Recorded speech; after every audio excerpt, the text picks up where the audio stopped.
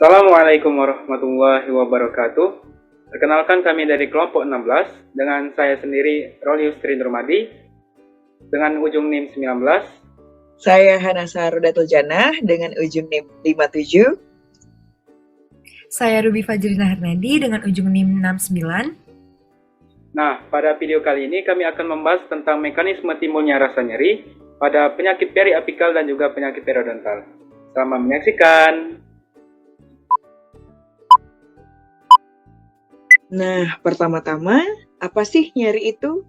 Jadi, nyeri merupakan pengalaman sensorik dan emosional tidak menyenangkan akibat kerusakan jaringan yang nyata atau potensial yang dihantarkan oleh saraf khusus ke sistem saraf pusat untuk diinterpretasikan, sehingga dapat dibedakan kualitas, lokasi, intensitas, serta durasi dari stimulus yang merusak jaringan. Ya, pada intinya, secara awam, nyeri ini merupakan rasa sakit yang kadang bisa membuat tidak nyaman, baik saat menggigit atau bahkan tiba-tiba bisa muncul sendiri.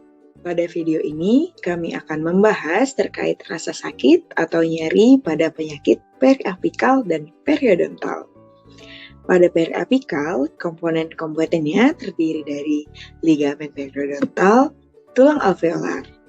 Pada periodontal, komponen-komponennya terdiri dari gingiva, ligamen periodontal, tulang alveolar, dan sementum. Nah, pada penyakit periapikal ini terdiri dari apes periapikal, granuloma periapikal, dan kista periapikal. Sedangkan penyakit periodontal terdiri dari gingivitis dan periodontitis. Nah, selanjutnya di sini akan membahas apa etiologi dari nyeri pada penyakit periapikal dan periodontal. Etiologi dari nyeri ialah berupa stimulus atau suatu rangsangan. Stimulus terdiri dari stimulus mekanik yang bermula dari bruxism atau kebiasaan menggertak gigi tanpa sadar. Saat perkusi, serta adanya trauma. Lalu, stimulus kimiawi, yaitu pertama bahan restoratif berupa asam fosfat dan monomer akrilik, kemudian erosi yang berakibat dari asam intrinsik dan ekstrinsik. Selanjutnya, stimulus termal, yaitu panas dan dingin, kemudian juga karena terdapatnya suatu bakteri. Lalu, adanya hiperosmotik berupa larutan garam atau gula.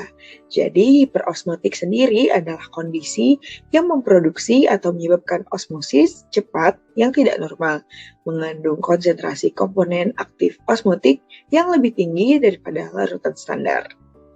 Dan yang terakhir yaitu semprotan udara dari dental unit. Semprotan udara dari dental unit ini akan menyebabkan gerakan cairan tubulus keluar dari pulpa, merangsang mekanoreseptor odontoblast kemudian menyebabkan nyeri.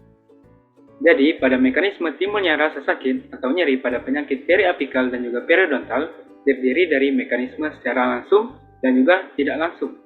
Untuk mekanisme secara langsung terjadi ketika terdapat rangsangan yang langsung menuju nociceptor pada ujung sel saraf.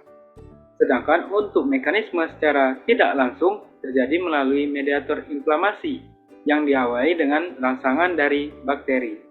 Nah, bakteri ini dapat berupa gram positif yaitu Leptostreptococcus anaerobius. Nah, selanjutnya itu ada bakteri gram negatif yaitu Porphyromonas gingivalis, Aggregatibacter actinomyceten comitans. Selanjutnya ada Prevotella intermedia dan yang terakhir ada Fusobacterium nucleatum. Nah, bakteri ini menghasilkan produk berupa LTA atau asam lipotelcoat yang berasal dari bakteri gram positif. Ada juga LPS yaitu lipopolisakarida yang berasal dari bakteri gram negatif.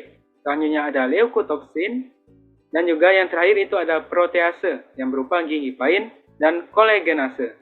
Nah, produk-produk ini menyebabkan inflamasi sehingga menginduksi beberapa mediator inflamasi. Nah, mediator inflamasinya antara lain ada sel fibroblast, sel makrofag, sel leukosit, sel mast, sel neuron, protein plasma, dan yang terakhir itu ada platelet. Yang pertama itu ada sel fibroblast yang menghasilkan prostaglandin, interleukin 1, dan juga tumor necrosis factor. Lalu ada sel makrofag yang menghasilkan interleukin 1 dan tumor necrosis factor dan leukotrin. Selanjutnya ada sel leukosit berupa neutrofil, limfosit, dan juga monosit yang menghasilkan leukotrin.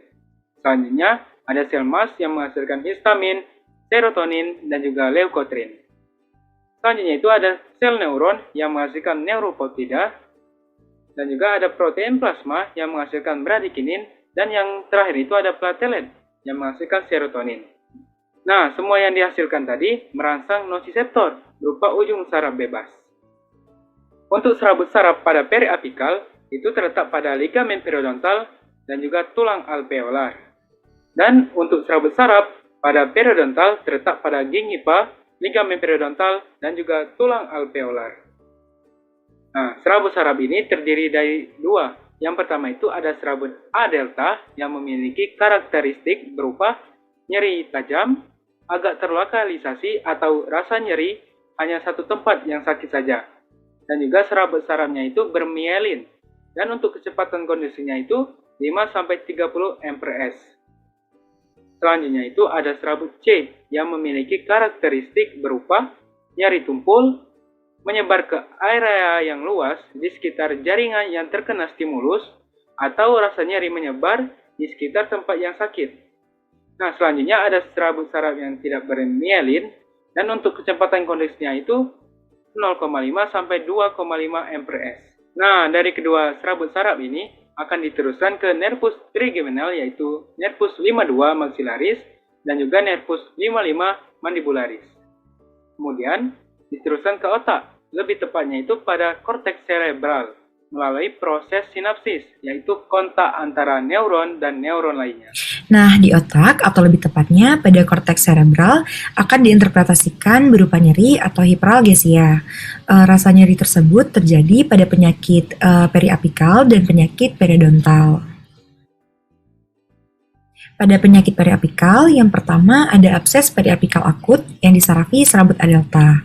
Abses periapikal akut ini memiliki karakteristik nyeri yaitu onset cepat, lalu nyeri terlokalisasi pada gigi yang sakit, dan meningkat saat diberikan tekanan, lalu nyeri ringan sampai berdenyut kuat, kemudian nyeri saat menggigit atau nyeri tekan. Selanjutnya ada abses periapikal kronis yang disarafi serabut C.